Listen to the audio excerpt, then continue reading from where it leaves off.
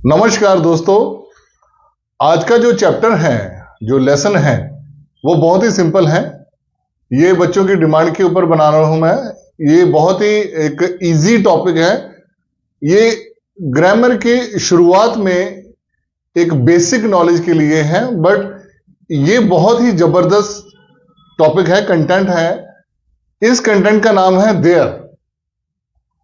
तो आइए दोस्तों, आज हम इस देयर के बारे में समझें कि देयर कहां पे यूज होता है।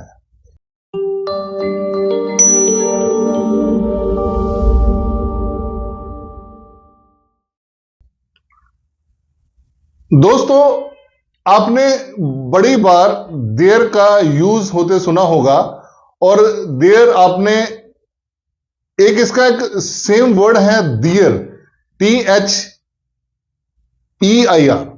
उसका मतलब होता है उनका, दे का जो दे होता है, उनकी बातें दियर। देयर का मतलब होता है वहां, बट आज हम इसको पढ़ेंगे यूजेस ऑफ। आज हम पढ़ेंगे यूजेस ऑफ देयर। अब यूजेस से आपको यह पता लग गया होगा कि ये एक मीनिंग नहीं होगा, इसके अलग अलग मीनिंग हो सकते हैं या इनका अलग अलग प्रयोग हो सकता है। उदाहरण के तौर पे इसका पहला यूज जो देयर को होता है, उसका मतलब होता है वहां। जैसे हियर मैंने यहां, देयर मैंने वहां। तो जैसे हम कहते हैं कम हियर, यहां आओ, सिट हियर, यहां बैठो, ऐसे इसी तरह से हम बोल सकते हैं सिट देयर, उधर बैठो, गो देयर, उधर जाओ। ठीक है।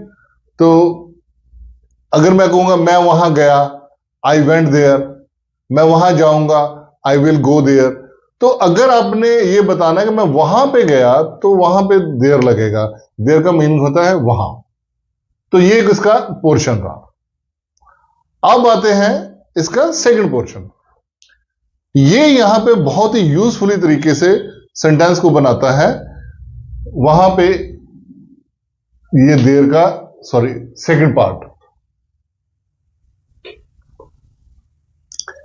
देयर के बाद is, am, are, was, were, will, have, has, had, should, can, may, might, could, इन सब का इस्तेमाल किया जा सकता है।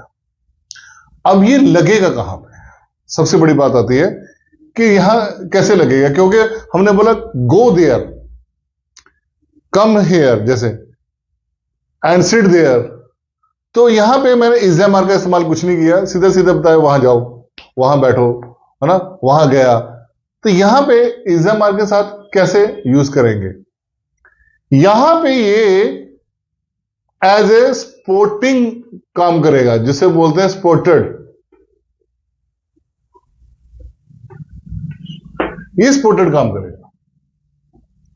आप बोलोगे सर स्पोर्टेड कैसे? देखिए, कुछ सेंटेंस जो होते हैं ना, बहुत छोटे छोटे सेंटेंस होते हैं, वो हमें ट्रांसलेट करने नहीं आते, बनाने नहीं आते। तो हम इस थ्योरी के साथ चलते हैं, subject plus helping verb plus verb plus object.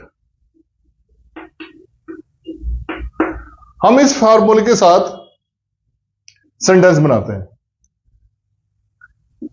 ये एक फॉर्मेट है इंग्लिश बनाने का, ट्रांसलेट करने का। प्रॉब्लम तब शुरू होती है जब कोई सेंटेंसेस में सब्जेक्ट का नहीं पता लगता, ना ऑब्जेक्ट का। ये होता ही नहीं है, या डायरेक्ट ऑब्जेक्ट होगा तो सब्जेक्ट नहीं होगा। तो सेंटेंस शुरू कैसे करेंगे? आपने कहानियों में सुना होगा, एक राजा था। एक राजा था। अब बच्चों को कहानी सुनाते हैं, एक रानी थी, एक परी थी। तो हिंदी में तो हमने बना लिया, पर यहां पे एक और सेंटेंस लिख देता हूं, एक लड़की है।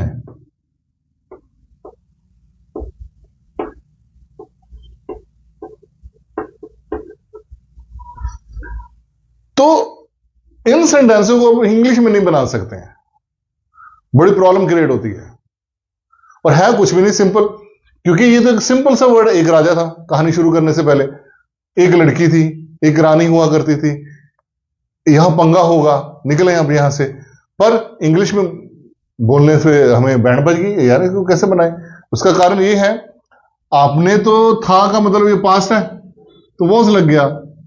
आपने बोला वॉज ए किंग, एक राजा, या हो सकता आपको ए वॉज ए किंग वॉज, ऐसे लिखोगे।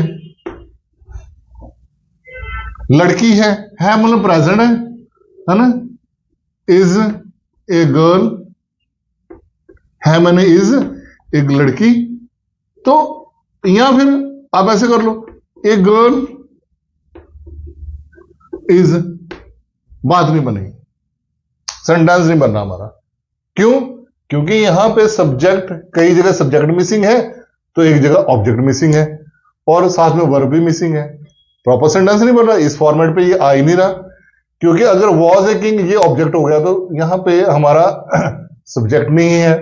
अगर मैं इसको सब्जेक्ट बनाता हूं तो मेरा ऑब्जेक्ट गुम हो जाता है और वर्ब भी नहीं मिल रही, ठीक है ना।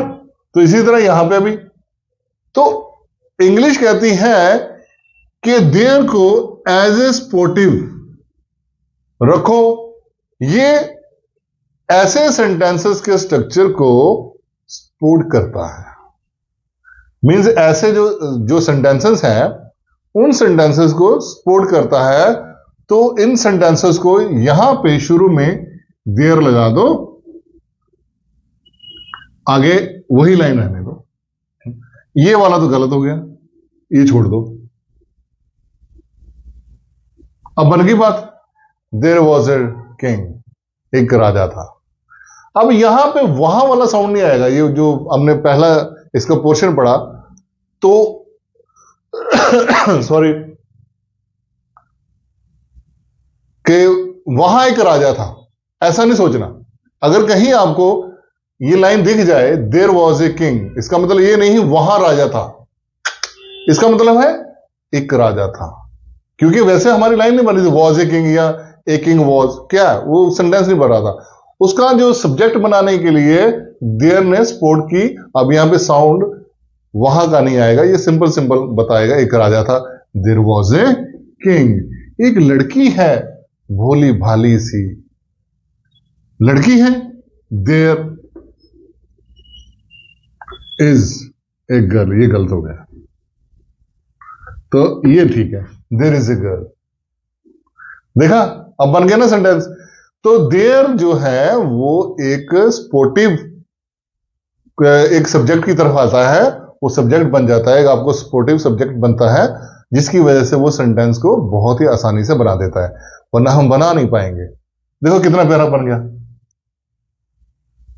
अगर हमने लंबी बात बोलनी है, मेरे दफ्तर में एक लड़की है, मुझे बड़ी अच्छी लगती है, वो बहुत प्यारी है, तो हिंदी में एक लड़की है के आगे लिखेंगे मेरे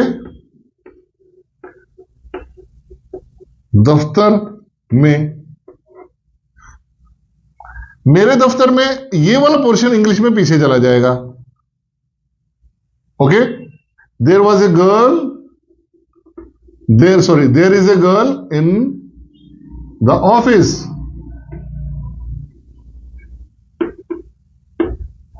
तो इसका मतलब ये हुआ, अब ये सेंटेंस बन गया पूरा का पूरा बढ़ गया कि देयर इज ए गर्ल, एक लड़की है, एक लड़की है मेरे दफ्तर, इन माई ऑफिस, यहां माई लिख दो, इन माई ऑफिस, बन गया सेंटेंस।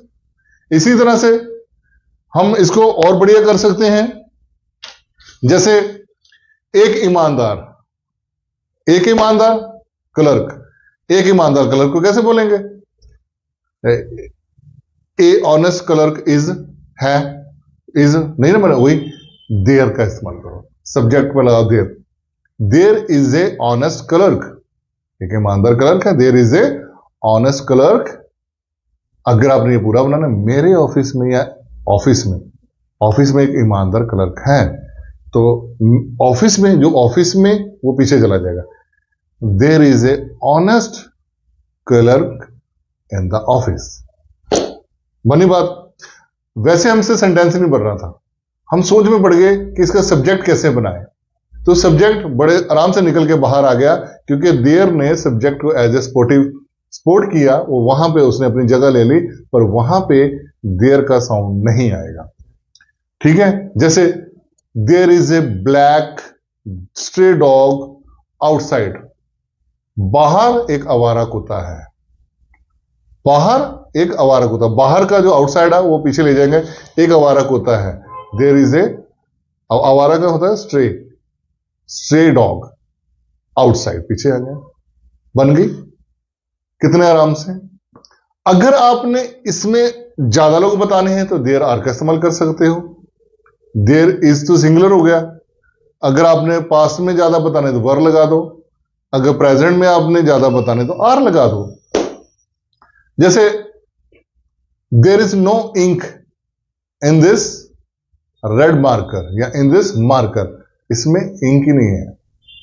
और अगर there are so many students in this class, अब वहां पे नहीं, क्लास में बहुत सारे बच्चे हैं, क्लास में बहुत सारे बच्चे हैं, तो there are so many students in the class. बन गई बात सिंपल की सिंपल। अगर हम इसमें सारे के सारे जितने हेल्पिंग वर्ब लगा सकते हैं, साथ में मॉडल का इस्तेमाल भी कर सकते हैं, जैसे शुड, कैन, इसका भी इस्तेमाल कर सकते हैं। जैसे किसी ऑफिस में आपने देखा होगा कि वहां पे एक टेबल की जरूरत है, मतलब चेयर्स हैं पर टेबल नहीं है चाय रखने के लिए, मीटिंग करने के लिए। एक बोलता है यहां पे टेबल हो यार, टेबल चाहिए, टेबल चाहिए या टेबल हो।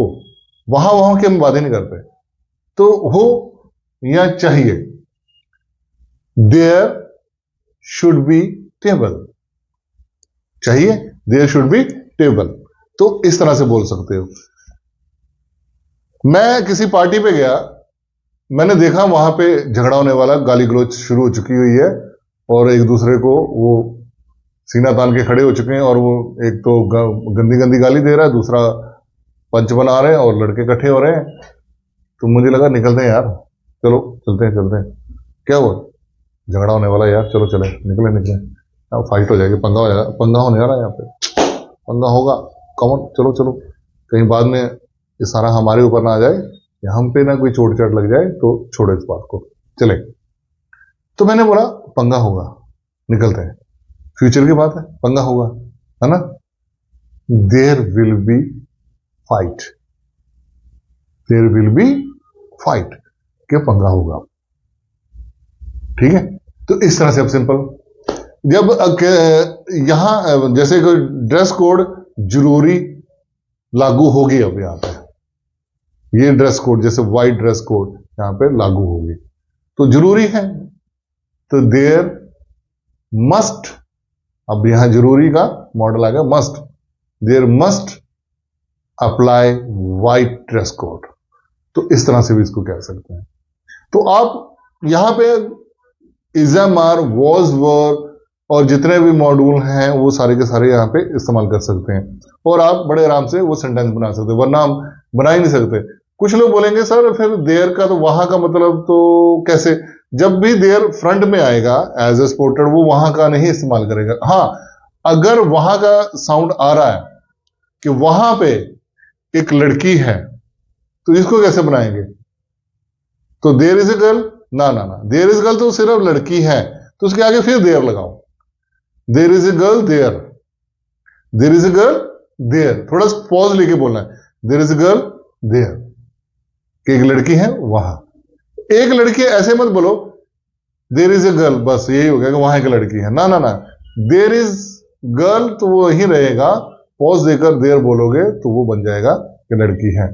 सेकंड, थर्ड, इसका थर्ड और बड़ा इंपॉर्टेंट यूज जो है हमारे स्पोकन में बहुत ज्यादा होता है।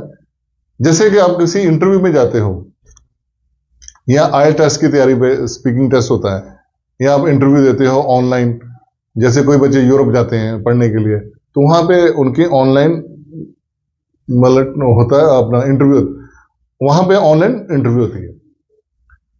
तो स्पीकिंग टेस्ट में पूछते हैं, वह इतने पूछ देते हैं, okay describe your room, describe your home, describe your kitchen garden, describe your garden near by your home, describe your cell phone, describe your bike, describe your car. कि जो अगर आपके पास कार है तो पता ही है उसमें क्या फंक्शन है, क्या फीचर है, क्या क्या है। अगर बाइक है तो उसके बारे में बताइए डिटेल में, अगर मोबाइल है तो उसके बारे में बताएं, अगर आप एक कमरे में रहते हो तो कैसा कमरा है पूरा उसकी विस्तृत जानकारी दीजिए। अब आप वहां पे किताबी घोटा लगाते हो, वहां पे किताबी घोटा लगाने की जरूरत नहीं है, वहां पे देर का इस्तेमाल करो। अगर तो आपने एक चीज बतानी तो इज लगाओ, अगर आपने ज्यादा बतानी तो आर लगाओ। ये मेंशन आपने पहले ही कर लेना है। सपोज करो आप बोलते हो कि जी मैं अपने रूम के बारे में बताता हूं, तो आप बोलोगे my room is near about, आप उसका मेजरमेंट बता दो 10 बाई 12 फीट, 10 बाई 11 फीट का है। My room is very good and very spacious, वह काफी खुला है। अब इसके बाद जो भी उसकी विस्तृत जानकारी दोगे वहां पे देर का इस्तेमाल होगा, वरना आप कर ही नहीं पाओगे। तो इसमें आपको किसी क्रैमिंग करने की, इंग्लिश में घोटा लगाने की, किसी किताब को पकड़ने की जरूरत है। दिमाग में जो विजुअल बनाओ कि है क्या है वहां पे। There is a one window, there is a one door, there is a one LED, there is a one fan, there is one AC, there is one अलमीरा। अब आपको लगता है यार देरी ज्यादा हो गया, कुछ और बताएं। हाँ, there are number of pictures hang on the wall, there are number of medals, मैं उसको वहां पे रखा हुआ है, there are number of medal I decorated there are some decorated pieces hang on the wall. देखा आ गया ना। अब आप बनाते जाओ उसके साथ। There are 2 footmat in the room, अगर आपने घर में बताना है, there are 4 rooms in my home, there are 2 washroom. अगर आपने किचन गार्डन बताना है या गार्डन बताना है, there are number of flowers, there are ज्यादा आ गया ना, there are number of flowers, there are number of trees, there are number variety of trees, there is one gate, there is one watchman, एक है तो there is.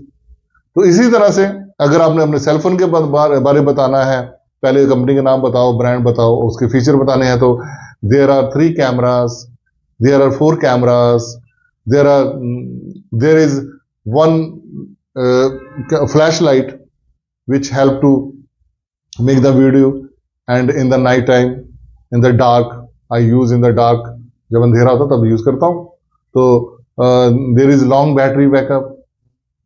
तो इस तरह से आप बताओ। बाइक के बारे में, there are 2 tubeless tire in my new bike, there are 4 indicators, there are 4 shockers, there are 2 disc brake। देखा मैंने फटाफट मैं स्विच हो जाता हूं, ज्यादा तो आर, देयर आर, जैसे मुझे पता लगता मैं एक ही बात करूंगा, मैं स्विच हो जाता हूं 1 पे, इज पे, तो देयर इज 1, देयर आर। तो जब आप कोई चीज को डिस्क्राइब करना चाहते हो, चीजों को आप विस्तृत जानकारी देते हो, तो आप कैसे दोगे? देयर का इस्तेमाल करो। अगर ज्यादा बारे बताने हैं तो आर लगा दो, अगर आपने उसको सिंपली बताना है, एक है तो इज लगा दो। अगर आपको कोई ऐसी लाइन बनानी है जिसमें हमें सब्जेक्ट नहीं पता लग रहा, तो एक स्पोर्टिव सब्जेक्ट बनाने के लिए देयर का इस्तेमाल करो। एक देयर वहां जहां पे हम कहते हैं वहां पे वो रहता है, वहां वो जाता है, तो देयर लगा सकते हो। तो देखो, देखने में भी देयर तो बहुत सिंपल है, बट इसके 3 पोर्शन अलग अलग ढंग से यूज होते हैं। आई थिंक, मुझे लगता है ये आपको मेरा वीडियो अच्छा लगा होगा और समझ में आया होगा देयर का, और आप बड़े अच्छी तरह से अपने टॉपिक को बना सकते हैं, लोगों को बता सकते हैं, इवन आप अपने अच्छी इंटरव्यू भी निकाल सकते हैं। बिल्कुल सिंपल सा पैटर्न है। तो आई थिंक मेरे इस वीडियो को आपने देखा, समझा, और प्लीज सब्सक्राइब जरूर करना, लाइक और कमेंट्स करना अगर आपको अच्छा लगा है। तो इसी तरह मेरी वीडियो के साथ बने रहें। Keep watching and stay tuned. Thank you.